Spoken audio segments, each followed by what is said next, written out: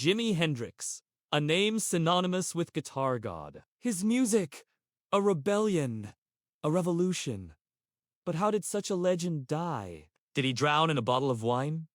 Or was it something more sinister? Something that somebody needed him dead. Hello, and welcome back to another episode. Today, we'll peel back the layers on the death of Jimi Hendrix, the legendary guitarist whose music shook the world. Was it an accidental overdose, as the official reports claimed? Or was there foul play involved? Let us delve into the murky waters surrounding his demise and uncover the disturbing details that continue to fuel speculation. Is there more to Hendrix's death than meets the eye? Stick around until the end to find out.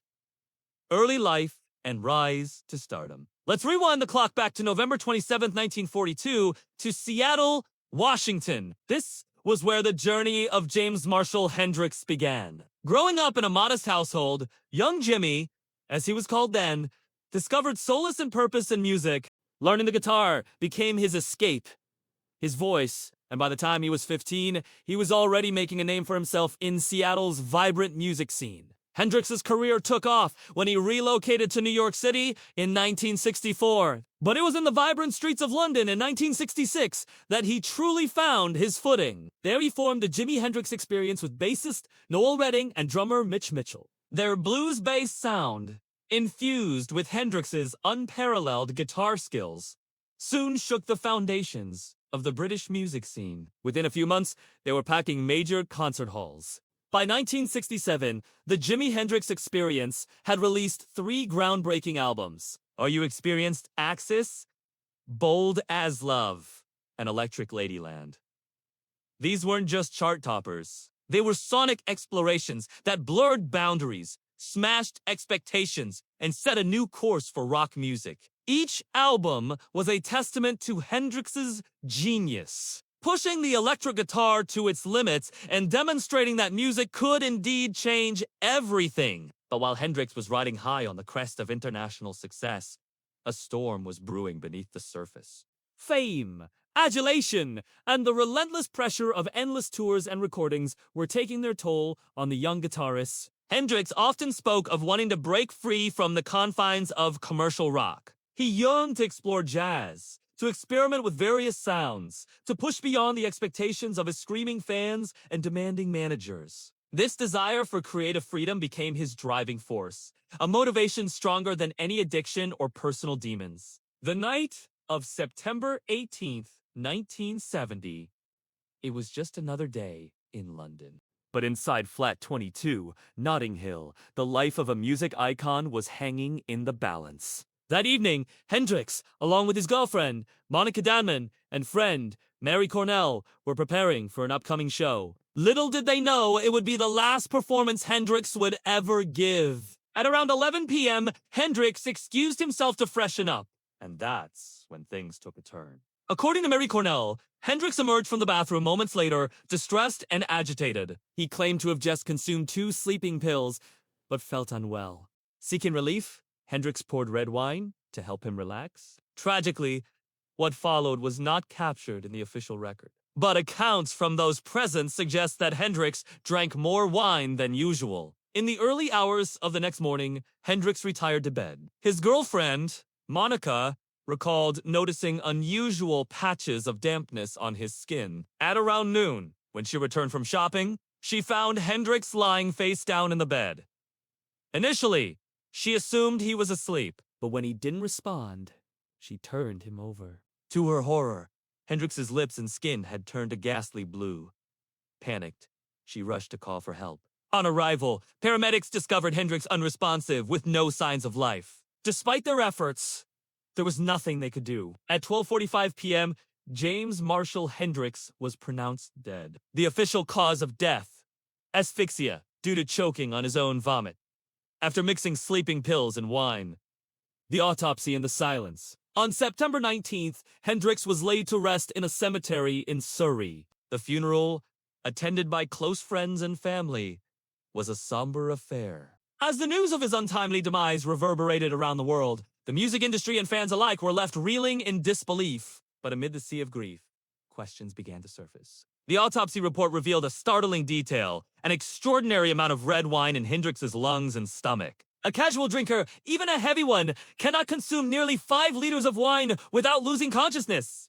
Yet the toxicology report suggested that Hendrix had mixed alcohol with Valium, which can be super risky when mixed with alcohol, and barbiturates, which can be really dangerous when mixed with alcohol.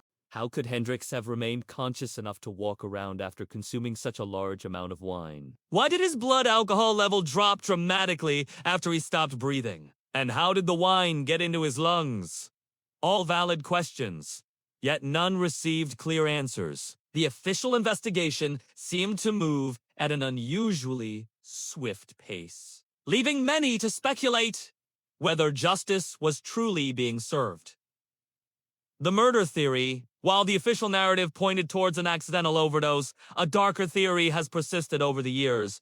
This theory posits that Hendrix's death was no accident, but a deliberate act orchestrated by individuals who benefited from his demise. Among them, a shadowy figure, Mike Jeffrey, Hendrix's manager. According to this unsettling theory, on the night of his death, Hendrix informed his close friends of his decision to part ways with his manager, signaling his intention to break free from the constraints of commercial rock. This move, however, did not sit well with Jeffrey, who stood to lose a significant chunk of his income. Hendrix's decision was seen as a threat, prompting Jeffrey to take drastic measures. This dark account further alleges that following Hendrix's announcement, Jeffrey, along with 2 others, entered Hendrix's room at around 11 p.m.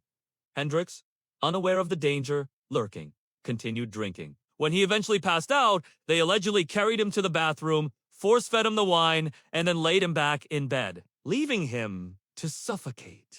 Adding credence to this grim tale are the statements of former roadies and close friends of Hendrix, who have consistently maintained that Hendrix wouldn't have taken his own life. Furthermore, investigators who revisited the case in 2008 uncovered a disturbing fact. Hendrix's body bore no traces of barbiturates, only traces of alcohol, contradicting the official autopsy report. This discrepancy fueled doubts about the thoroughness of the initial investigation. One investigator who examined the case even went on record to state that the forensic evidence pointed towards drowning, but in wine rather than water. If Hendrix had indeed choked on his own vomit, why were his lungs filled with undigested wine instead? These are questions that continue to echo, demanding answers. Silence and aftermath.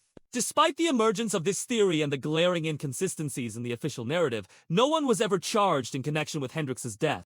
The investigation, already swift in its conclusion, saw no further pursuit of the leads that contradicted the accidental overdose theory. As if shrouding the case in further mystery, in 1973, Mike Jeffrey met his end in a plane crash, taking with him any potential insights he might have had into Hendrix's death. This tragic turn of events left many believing that the truth was being deliberately buried.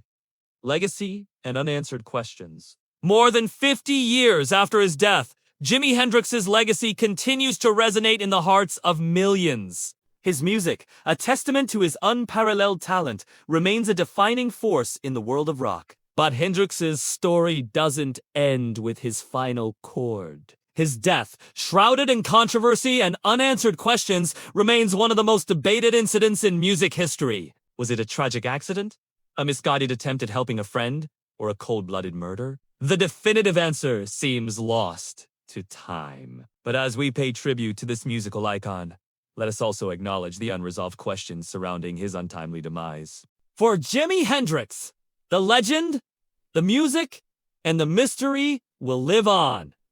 What do you think? Do you agree with the official report that states Hendrix's death was an accidental overdose? Or do you believe in the darker theory that someone wanted him dead? Feel free to share your thoughts in the comments section below. Also, if you enjoy true crime and unsolved mysteries, please consider subscribing for more intriguing cases like this. Your support means the world to us. Thank you for watching!